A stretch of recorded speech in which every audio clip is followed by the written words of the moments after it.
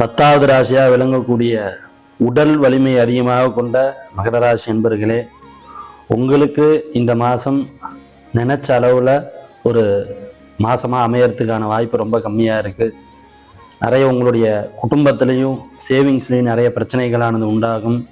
Hospital போய் நிறைய செலவு பண்ணக்கூடிய மாதமாக இந்த மாதம் இருக்குது. எடுக்கக்கூடிய முயற்சியில் சில தடுமாற்றங்கள் உண்டாகிறதுக்கான வாய்ப்பு ரொம்ப அதிகமாக இருக்குது. கணவன் மனைவிக்குள்ள ஒற்றுமையும் கொஞ்சம் குன்றி போய் காண்றதுக்கான வாய்ப்பு ரொம்ப அதிகமாக இருக்குது. அதனால் இந்த மாதம் நாகராஜர் வழிபாடு, அதே மாதிரி பார்த்தோம்னாக்க வெங்கடாஜலபதி வழிபாடு, இதெல்லாம் பண்ணுறது ஒரு அதீதமான பலனை கொடுத்து ஒரு மனசுக்கு ஒரு சஞ்சலத்தை கட்டுப்படுத்தி ஒரு மென்மையான ஒரு பலனை கொடுக்கக்கூடிய வாய்ப்பு ரொம்ப அதிகமாக இருக்குது. அதனால் நாகராஜரையும் திருப்பதி வெங்கடாஜலபதியும் நிறைய பிரார்த்தனை பண்ணிட்டு வாங்க.